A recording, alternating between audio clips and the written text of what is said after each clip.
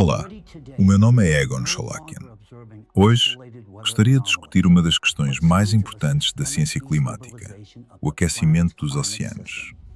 Vamos explorar como a aceleração do aquecimento oceânico desafia os modelos aceites, o que se esconde nas profundezas do oceano e como isso está a mudar a nossa compreensão da previsibilidade climática.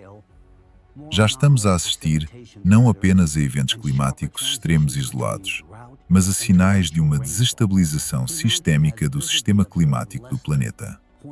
Permitam-me recordar, logo nas primeiras semanas de fevereiro de 2026, a Organização Meteorológica Mundial foi obrigada a declarar oficialmente que o início do ano tinha sido marcado pelo calor, frio, precipitação e incêndios florestais extremos. Janeiro de 2026 ficou em quinto lugar entre os janeiros mais quentes de que há registro. Entretanto, a Europa teve o seu janeiro mais frio desde 2010. Para quem não está familiarizado com a física do sistema climático, isto pode parecer contraditório. No entanto, na realidade, é um dos sinais da sua desestabilização. Quando o sistema climático se desequilibra, não significa simplesmente que tudo fica uniformemente mais quente. Significa que os mecanismos habituais de distribuição de calor, umidade e massas de ar começam a deteriorar-se. As correntes de jato são interrompidas. O vórtice polar enfraquece e deforma-se. O ar frio do Ártico desloca-se para sul, enquanto o ar quente, inversamente, se desloca para locais onde não estava presente anteriormente. É por isso que, num contexto de acumulação geral de calor, o planeta começa a produzir não só ondas de calor, mas também ondas de frio extremo. E isso já está a acontecer. No hemisfério norte, no início de 2026, as vagas de frio varreram a Europa e a América do Norte. A Europa enfrentou uma série de tempestades, precipitação intensa, ventos fortes e ondas gigantes, desde a Irlanda e o Reino Unido até Portugal, Espanha e todo o Mediterrâneo.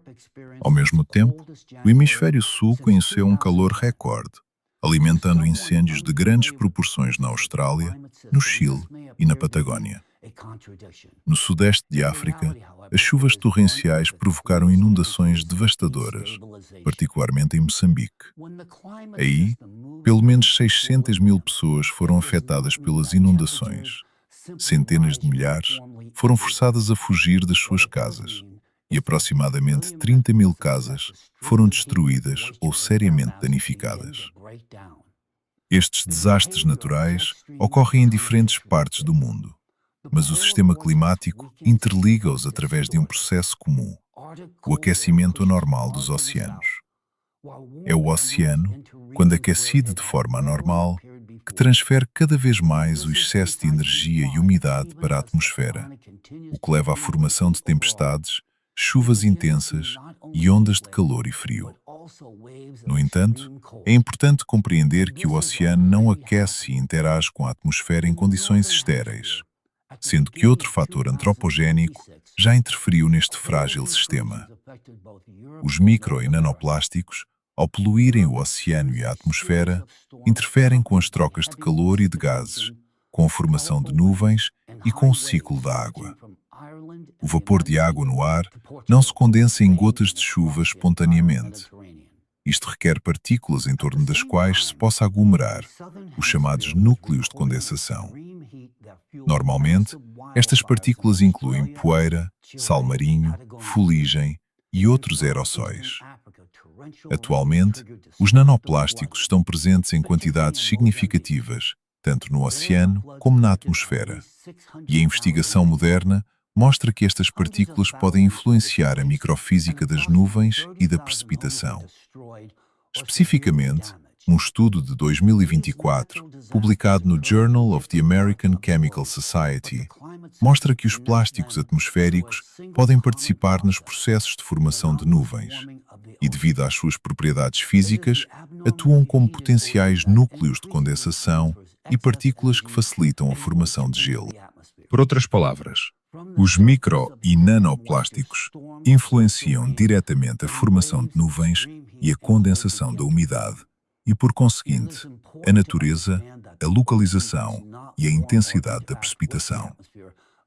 Isto significa que pode ocorrer granizo maior, anomalias mais pronunciadas na distribuição da precipitação e transições mais abruptas entre secas e chuvas intensas. Uma vez que a influência das partículas de micro e nanoplástico carregadas é amplamente ignorada nos modelos climáticos modernos, estas introduzem, efetivamente, uma variável de ruído adicional no sistema. Consequentemente, podem aumentar a incerteza tanto das previsões meteorológicas de curto prazo como dos cálculos climáticos de longo prazo. No entanto, o impacto do plástico não se limita à atmosfera. O oceano e a atmosfera formam um único sistema climático. A água possui a propriedade singular de acumular quantidades colossais de calor, aumentando gradualmente a sua temperatura. Uma camada de 10 metros de espessura de água oceânica pode absorver mais calor do que toda a atmosfera terrestre. Durante o dia, o oceano absorve calor e liberta-o de volta para a atmosfera durante a noite, suavizando as flutuações de temperatura e atuando como um ar-condicionado climático natural. Além disso, o oceano remove calor das placas litosféricas e liberta-o de volta para a atmosfera.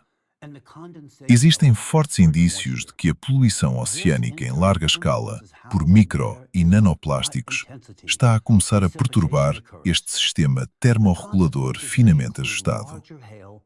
De acordo com os dados disponíveis, as nanopartículas de plástico concentram-se em pelo menos 3 camadas principais do oceano: a camada superficial, as camadas profundas e a termoclina, onde a temperatura e a densidade da água flutuam drasticamente. As partículas de plástico, que possuem carga elétrica superficial, podem interagir com as moléculas de água através de ligações de hidrogênio.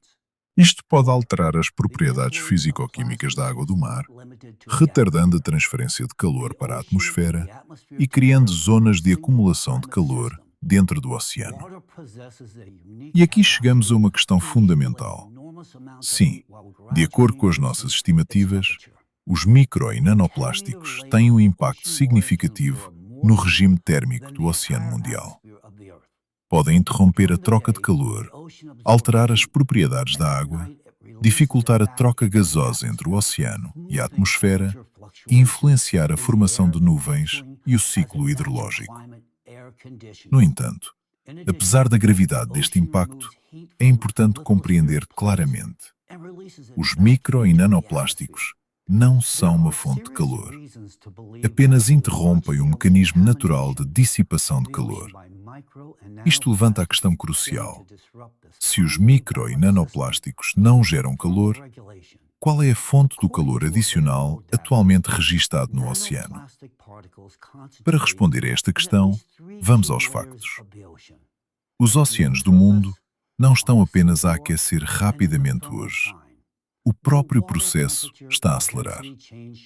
Novas pesquisas de 2024 a 2025 mostram que o aumento da temperatura dos oceanos já não pode ser descrito como um processo constante e lento. A taxa de aquecimento está a acelerar. De acordo com um estudo realizado por cientistas italianos e publicado em 2024 na revista Nature Communications, entre 1961 e 2022, o oceano acumulou consistentemente quantidades crescentes de calor e a aceleração deste processo foi estatisticamente significativa. Outro estudo, realizado em 2025 por cientistas da Universidade de Reading, descobriu que a superfície do oceano está atualmente a aquecer aproximadamente 4,5 vezes mais rápido do que no final da década de 1980. Enquanto a taxa de aquecimento nessa altura era de cerca de 0,06 graus Celsius, 0,6 graus Celsius por década, está agora a atingir aproximadamente 0,27 graus Celsius, 0,27 graus Celsius. Este aquecimento é tradicionalmente atribuído às emissões antropogénicas de gases com efeito de estufa. No entanto, nos últimos anos, a taxa de aquecimento tem superado cada vez mais as expectativas baseadas nos modelos climáticos existentes. Portanto, é especialmente significativo que os próprios cientistas tenham começado a apontar isto diretamente. Gostaria de recordar que ao longo de 2023 e até 2024, as temperaturas globais dos oceanos atingiram recordes durante 450 dias consecutivos, o que foi um acontecimento sem precedentes na época. O Dr. Brian McNulty, investigador sénior da Escola Rosenstiel de Ciências Marinhas e Atmosféricas da Universidade de Miami, descreveu a situação numa entrevista à NBC News. Citação: "Não se trata apenas de termos tido um ano inteiro de temperaturas oceânicas recorde, mas também da enorme margem pela qual bateram os recordes anteriores. Não chega nem perto do que já vimos antes." Fim de citação. Na altura, Gavin Schmidt, diretor do Instituto Goddard de Estudos Espaciais da NASA, admitiu em entrevista à Agence France Presse que poderiam estar em causa fatores até então desconhecidos. Permitam-me citá-lo também. Citação: "As tendências a longo prazo são claras. São impulsionadas pelas emissões de gases com efeito de estufa e pelos impactos humanos. Mas os acontecimentos de 2023 não podem ser explicados apenas por estes fatores. Há algo mais. E esse algo mais é significativamente maior do que esperávamos ou podemos explicar atualmente." Fim de citação. Essencialmente, a questão era que as temperaturas observadas não só tinham batido recordes anteriores, como também apontavam para a presença de um mecanismo de aquecimento adicional para além das tendências habituais a longo prazo descritas pelos modelos climáticos existentes. O geofísico marinho britânico Dr. Rob Larter também fez um comentário muito revelador no The New York Times. Passo a citar: "É bastante alarmante, em parte porque não ouvi um único cientista que tenha uma explicação convincente para a razão pela qual estamos a assistir a um desvio tão grande. Mas a impressão agora é que as mudanças são muito mais fortes e estão a acontecer mais depressa do que esperávamos." Fim de citação. O professor John Abraham, da Universidade de St. Thomas, também falou abertamente sobre este assunto. Passo a citar: "Estou realmente preocupado que haja algum fator adicional em ação, causando alterações a longo prazo nas temperaturas da superfície do mar que não previmos." Fim de citação. Ouça o que ele disse a seguir. Passo a citar: "O que está a impulsionar as altas temperaturas agora é algo diferente do El Niño e não pode ser explicado pelos argumentos apresentados há 6 meses ou um ano. As temperaturas da superfície do mar também estão elevadas noutras regiões, bem fora das zonas do El Niño." Fim de citação. Esta foi mais uma voz de apoio à sugestão de que as alterações a longo prazo da temperatura do oceano podem ser influenciadas por fatores anteriormente desconhecidos ou não contabilizados, que não estão incluídos nos modelos climáticos existentes.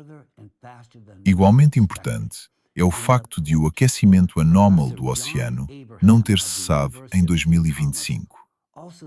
Embora as temperaturas da superfície do oceano não tenham atingido um recorde histórico no ano passado, uma análise internacional publicada a 9 de janeiro na revista Advances in Atmospheric Sciences constatou que o oceano acumulou mais calor em 2025 do que em qualquer outro ano registado na era moderna.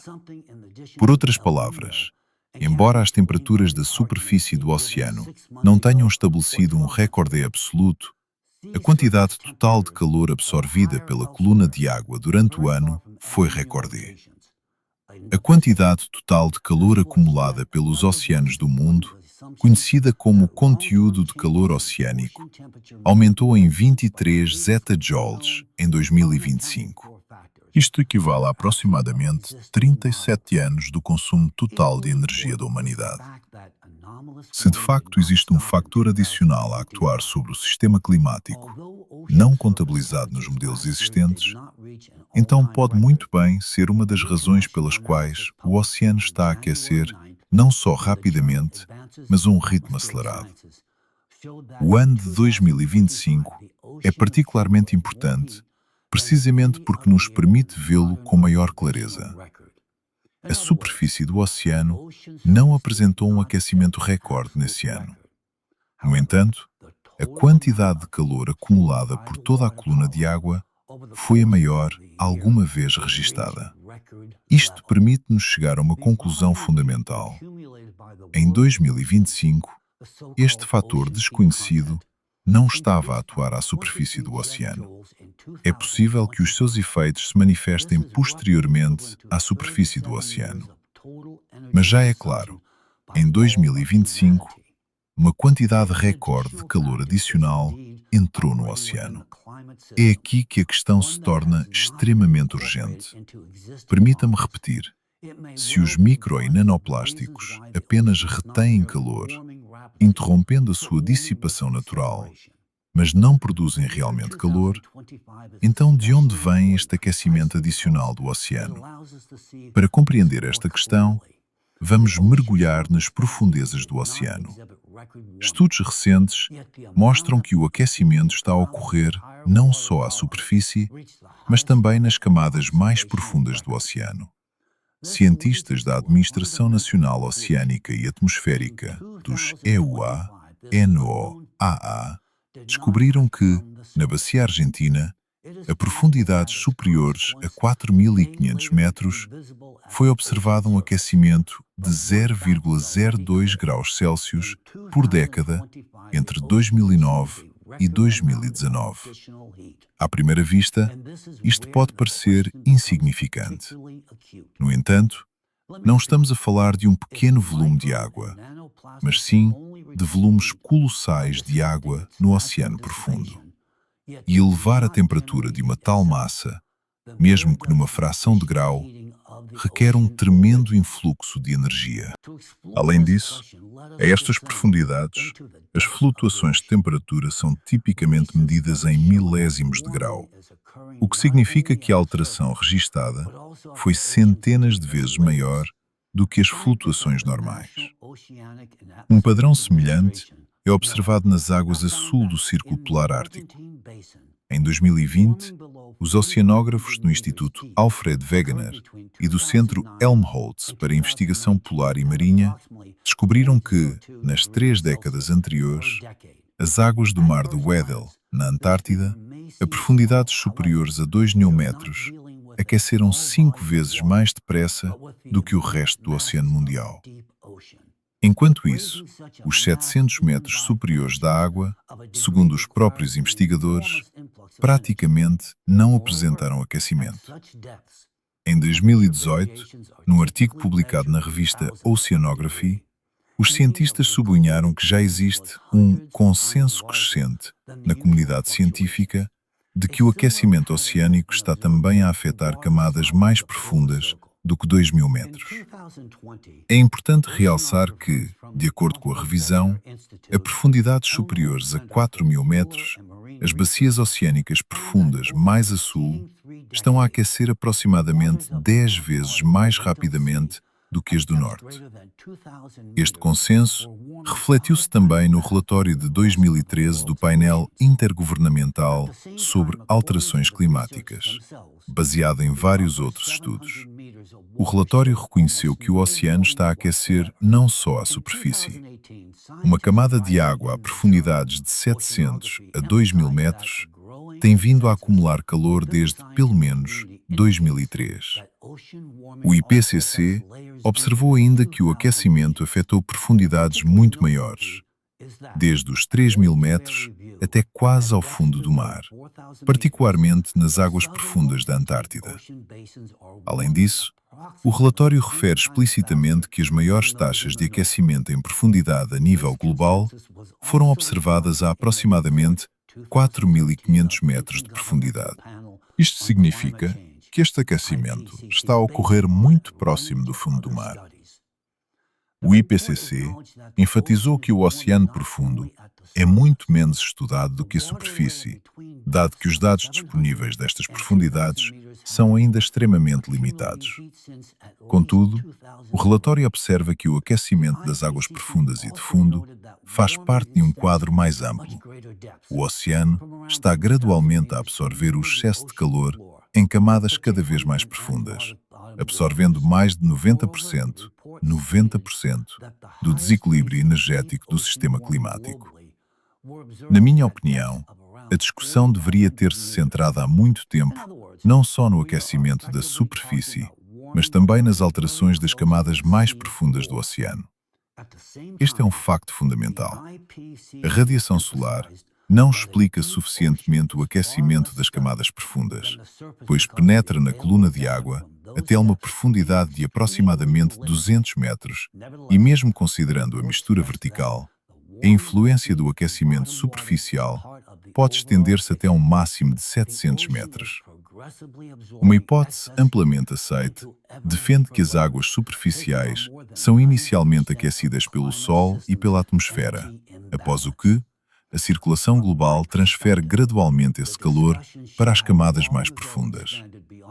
No entanto, os resultados de um estudo recente da Universidade Oceânica da China questionam seriamente esta teoria. Os cientistas identificaram um fenómeno que denominaram de ondas de calor marinhas subsuperficiais. Descobriram que cerca de 1/3 de todas as ondas de calor marinhas não se manifestam à superfície do oceano. Outra metade é detetável à superfície apenas em determinadas fases de desenvolvimento, permanecendo ocultas na coluna de água durante outras fases.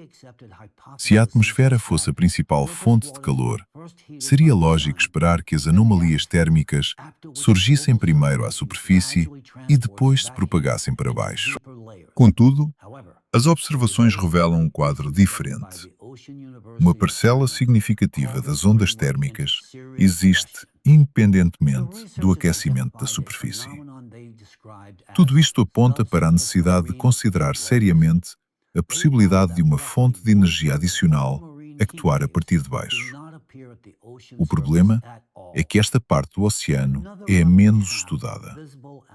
As regiões de águas profundas são extremamente difíceis de aceder e muito caras de explorar. Em muitos casos, as temperaturas a grandes profundidades não são medidas continuamente, mas apenas durante raras expedições científicas que podem ocorrer a cada poucos anos ou mesmo a cada década. A bióloga marinha e oceanógrafa Sylvia Earle costuma observar, e passo a citar: "Conhecemos a superfície de Marte melhor do que o fundo dos nossos oceanos. Infelizmente, a ciência ainda não se dedica a monitorizar regularmente as alterações que ocorrem diretamente no fundo do oceano. As boias Argo-padrão geralmente só operam até profundidades de cerca de 2.000 metros, enquanto a profundidade média do oceano é significativamente maior, e os processos essenciais para a nossa discussão podem ocorrer diretamente no fundo do oceano."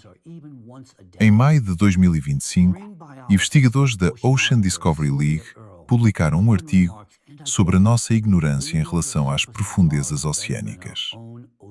O artigo refere que, embora a profundidade oceânica superior a 200 metros ocupe aproximadamente 66% da superfície total do planeta, a humanidade conseguiu até agora observar visualmente menos de 0,001% dessa área.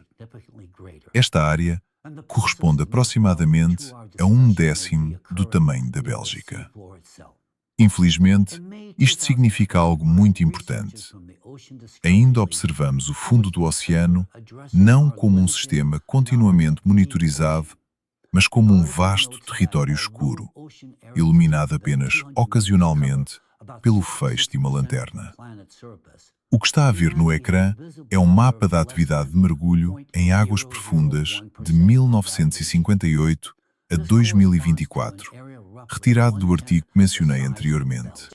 As cores, do amarelo ao roxo, no mapa cinzento, indicam o número de mergulhos de veículos de investigação em águas profundas por cada 250 quilómetros quadrados. 250 quilómetros quadrados. E não a área real observada. A área real observada no fundo do mar é demasiado pequena para ser mapeada nesta escala. Isto significa que podemos estar a perder não só formações geológicas ou ecossistemas individuais, mas também a própria dinâmica da distribuição de energia neste vasto território inexplorado. Então, qual é este fator oculto que adiciona calor ao oceano vindo de baixo? Este fator é conhecido há muito tempo na oceanografia. Trata-se do calor geotérmico, ou seja, o calor que entra no oceano através da crosta oceânica proveniente do interior da Terra. O fundo do oceano é mais do que apenas uma fronteira fria. Em muitos locais, é um ambiente geológico ativo através do qual a energia é constantemente transferida para a água.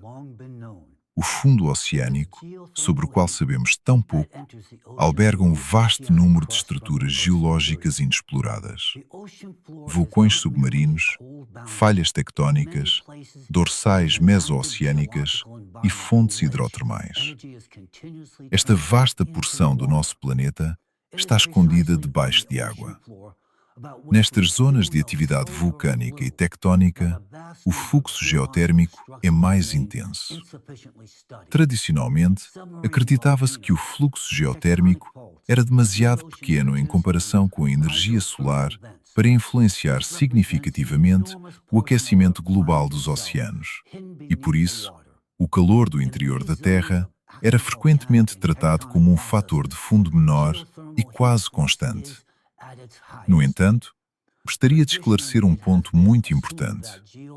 O calor que flui do interior da Terra através do fundo do oceano desempenha um papel muito mais significativo na formação dos processos em águas profundas do que é comumente assumido, mesmo que, a nível global, falemos mais frequentemente de aquecimento antropogénico.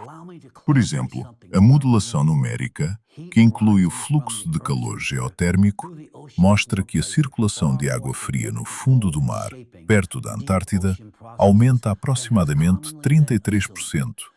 33%. Em comparação com os modelos que não incluem o aquecimento do fundo do mar. Experiências numéricas mostram que mesmo um aquecimento realista e relativamente fraco vindo de baixo pode aumentar a temperatura das águas profundas até 0,4 graus Celsius e alterar significativamente o regime de temperatura nas camadas mais profundas do oceano. Como a água mais quente tem uma densidade mais baixa, este aquecimento reduz a estabilidade da estratificação oceânica e pode afetar significativamente os padrões de circulação das águas profundas e frias. E estamos apenas a falar de cálculos, utilizando valores de referência para o fluxo de calor geotérmico, que são considerados constantes ao longo do tempo. Vamos considerar se este fluxo de calor poderá alterar-se ou aumentar por algum motivo. Para os meus leitores assíduos, a resposta deve ser óbvia. Sim. Quando se trata de atividade tectónica, processos magmáticos, vulcanismo submarino e sistemas hidrotermais, bem como a ascensão do magma à superfície da crosta oceânica, o fluxo total de calor do interior da Terra pode, de facto, aumentar. Isto torna-se especialmente relevante quando nos lembramos que a Terra atravessa atualmente um período de intensa atividade geodinâmica, que já abordei detalhadamente nas minhas comunicações anteriores. Durante períodos de tal atividade geodinâmica, o fluxo de calor do fundo do oceano também pode aumentar. Isto ocorre através de diversos mecanismos. Em primeiro lugar, o fluxo de calor aumenta através da crosta oceânica. À medida que as massas magmáticas mais quentes se aproximam da sua base, a transferência de calor para cima aumenta, do subsolo para as rochas do fundo do mar e, em seguida, para as águas profundas. Por outras palavras, o fundo do mar começa a funcionar como uma superfície mais quente, através da qual flui continuamente energia térmica adicional para o oceano. Em segundo lugar, o aumento do aquecimento interno é acompanhado por um aumento da atividade sísmica. Não se trata simplesmente de uma cadeia de sismos isolados. É um sinal de que a redistribuição de energia e tensão está a aumentar nas profundezas do planeta e que a crosta e o manto superior estão a tornar-se mais fluidos. Como resultado, as falhas, as dorsais mesooceânicas, as áreas de deformação do fundo oceânico e outras estruturas geológicas tornam-se mais ativas, permitindo que o calor profundo seja transferido para cima mais facilmente. Um exemplo do impacto localizado da atividade sísmica nas emissões de calor foi apresentado por uma equipa internacional de cientistas em 2004. Citaram vários exemplos impressionantes de séries de sismos submarinos acompanhadas por picos acentuados e localizados na temperatura da água do mar e até por alterações temporárias nas correntes oceânicas. Segundo os dados, um enxame de sismos ocorreu inicialmente no fundo do oceano, a uma profundidade de aproximadamente 10 quilómetros, durante vários dias ou semanas. Algum tempo depois, apareceram manchas de água anormalmente quente em mapas de satélite sobre a mesma área. Num caso, as temperaturas à superfície no mar Adriático subiram mais de 5 graus Celsius e foram registadas anomalias superiores a 9 graus Celsius na área dos Estreitos Turcos no verão de 2003. Para explicar estes fenómenos, os autores propuseram uma hipótese ousada. Processos profundos que ocorrem no limite núcleo-manto aquecem a base da litosfera, intensificando o magmatismo e as fontes hidrotermais no fundo do oceano. Este calor adicional, ao longo de semanas ou meses, atinge a superfície sob a forma de anomalias térmicas e alterações na circulação oceânica. Com base nisto, sugeriram que tais episódios poderiam contribuir para certos eventos extremos, como verões excepcionalmente quentes, e possivelmente influenciar tendências de aquecimento mais gerais. Esta hipótese foi posteriormente confirmada por outros investigadores. Por exemplo, um estudo de 2010 demonstrou uma forte ligação entre os sismos e a variabilidade climática no Oceano Pacífico Equatorial. Os investigadores analisaram mais de 30 anos de observações, de 1973 a 2008, comparando duas séries temporais: a atividade sísmica no Oceano Pacífico e as flutuações climáticas tropicais, incluindo episódios de El Niño. A análise mostrou que os picos na atividade sísmica e os aumentos na energia sísmica total precediam tipicamente os picos do El Niño em aproximadamente 1 ano e meio. Isto significa que os picos característicos dos sismos e os picos da fase quente no Oceano Pacífico não só coincidiram, como também foram desfasados por um intervalo de tempo relativamente estável. Ao longo de um período de observação de 30 anos, os autores verificaram também que a energia sísmica libertada no Oceano Pacífico aumentou em média aproximadamente 2 vezes. Uma análise semelhante foi conduzida pelo professor Arthur Vitrito, doutor em Ciências Geográficas e especialista em Geografia Física e Clima. Comparou dois indicadores: o número de sismos com magnitude superior a 4,5, que ocorrem no fundo do oceano, e as alterações da temperatura atmosférica global. De acordo com os seus dados, o número destes sismos, ao longo das dorsais médio-oceânicas, tem vindo a aumentar desde 1995. Isto refere-se a um sistema global de dorsais submarinas com um comprimento total de aproximadamente 60.000 quilómetros, onde se está a formar ativamente nova crosta oceânica. Como Witterit demonstrou, existe uma correlação bastante forte entre o aumento da atividade sísmica nestas zonas e o aumento das temperaturas globais. O coeficiente de correlação ultrapassa os 0,78. 0,78. Para dados climáticos desta escala, este valor é considerado muito elevado e indica uma correlação estatisticamente significativa e substancial. Além disso, o aumento da temperatura atmosférica não ocorre simultaneamente, mas com um atraso de aproximadamente 2 anos após o aumento da sismicidade. Segundo a hipótese do professor, esta relação pode ser explicada pelo facto de o aumento da atividade sísmica e vulcânica ao longo das dorsais meso-oceânicas intensificar as fontes hidrotermais e aquecer ainda mais a água do oceano. De seguida, com um atraso de aproximadamente 2 anos, este calor adicional é libertado para a atmosfera. O terceiro mecanismo de transferência de calor do subsolo é o aumento da atividade vulcânica, incluindo a atividade vulcânica subaquática. Quando o magma sobe para mais perto da superfície da crosta oceânica, não só começa a aquecer as rochas circundantes, como também entra em erupção em alguns locais, criando fontes de calor localizadas, mas extremamente intensivas em energia.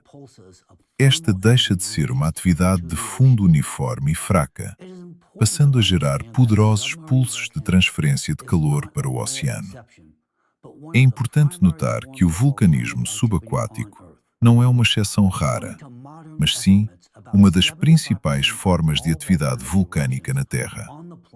Segundo as estimativas atuais, aproximadamente 75%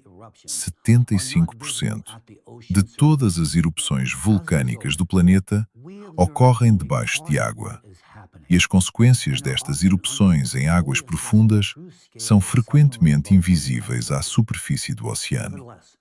Portanto, vemos apenas uma fração do que está a acontecer e, muitas vezes, não conseguimos avaliar completamente a verdadeira escala da atividade vulcânica subaquática.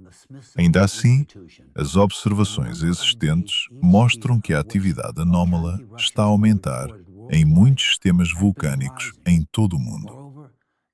Segundo a Smithsonian Institution, o número de dias em que se registram erupções vulcânicas na Terra tem vindo a aumentar ano após ano. E não se trata apenas de quantidade. Observam-se cada vez mais casos em que a lava expelida apresenta propriedades invulgares. Está sobreaquecida e tem uma composição química atípica, característica do magma que ascende das camadas mais profundas do manto. Isto é especialmente importante no contexto da nossa discussão, uma vez que este magma transporta mais energia a partir de camadas profundas. Se tais processos se intensificarem não só em terra, mas também em zonas vulcânicas subaquáticas, isto significa um influxo adicional de calor para o oceano, diretamente de baixo para cima. Devido ao aquecimento das rochas, à ejeção de magma e a um aumento geral da emissão de calor do fundo do oceano. O quarto mecanismo de transferência de calor do subsolo é a ativação dos sistemas hidrotermais. Estes são essencialmente canais naturais para a troca de calor entre o subsolo e o oceano.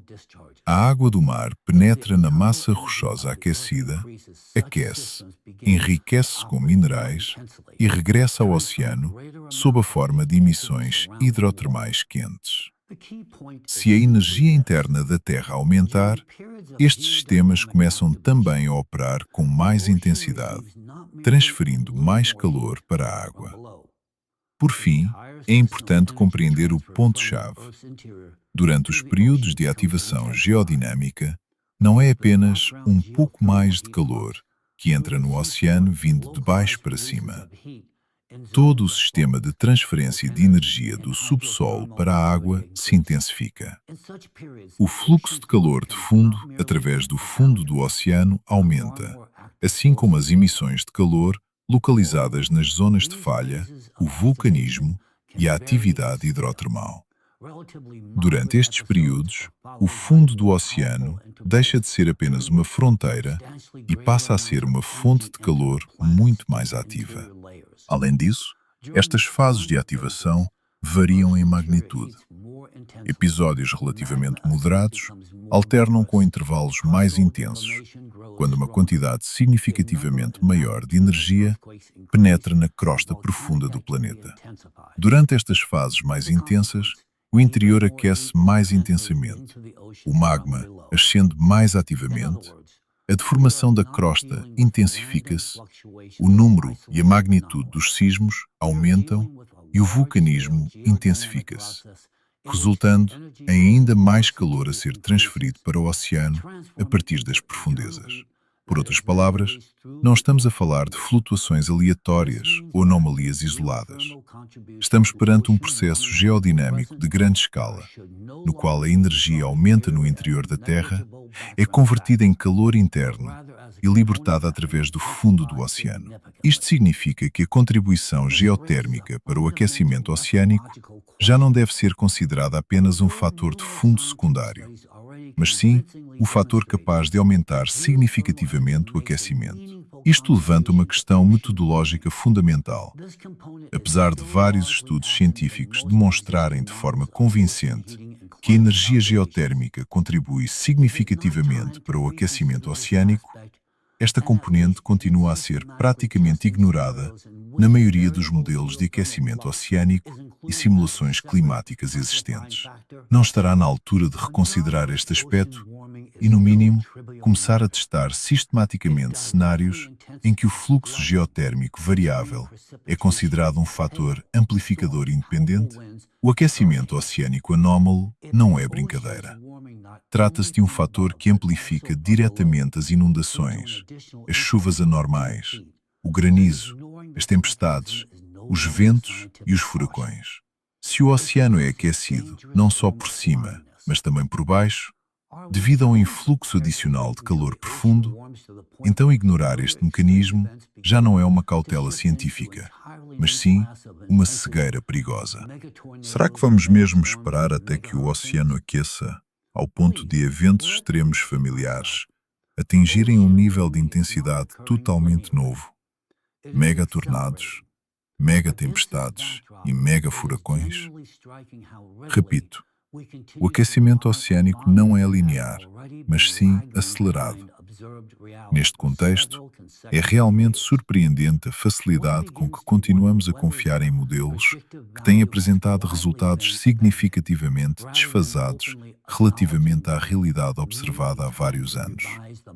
Parece que o seu valor preditivo foi largamente abandonado, em vez de admitirmos francamente que é tempo de repensar os próprios modelos.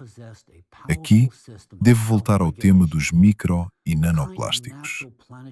Durante milhões de anos, a Terra possuiu um poderoso sistema de autorregulação, uma espécie de imunidade natural. Um dos seus principais elementos era o Oceano Mundial, que funcionava como um termorregulador planetário, absorvendo, redistribuindo e libertando o excesso de calor, incluindo o proveniente do interior da Terra. Foi este mecanismo que ajudou o planeta a navegar por períodos de ativação geodinâmica. Mas começamos a destruir esse mecanismo.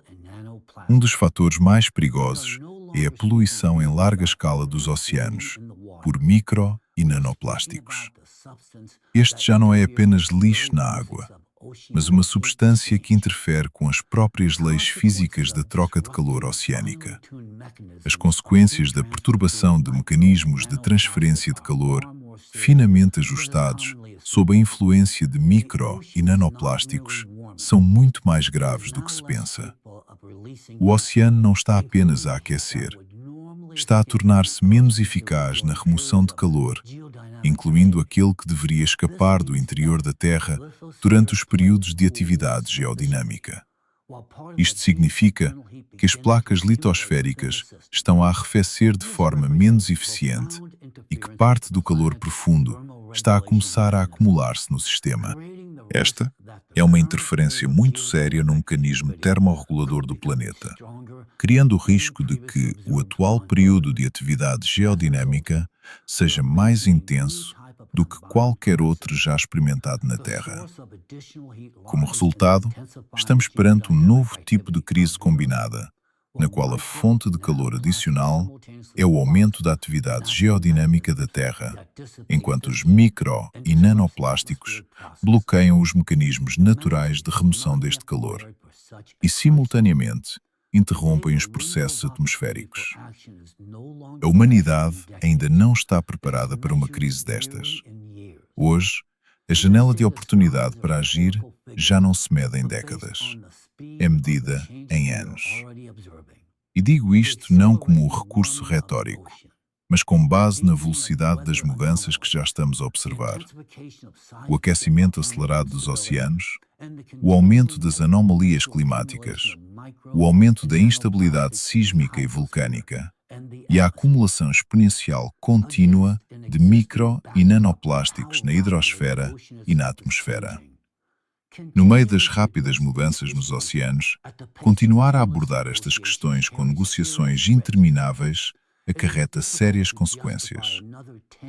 É difícil justificar seriamente mais 10 ou 20 anos de debate sobre se estamos prontos para reconhecer novos fatores e o quão bem se ajustam aos modelos antigos. A natureza não se importa com o quão confortáveis estão as instituições e as estratégias políticas. A física dos processos desenrola-se, independentemente das nossas dúvidas. Isso vale realmente a pena considerar, porque a vida vale a pena lutar por ela.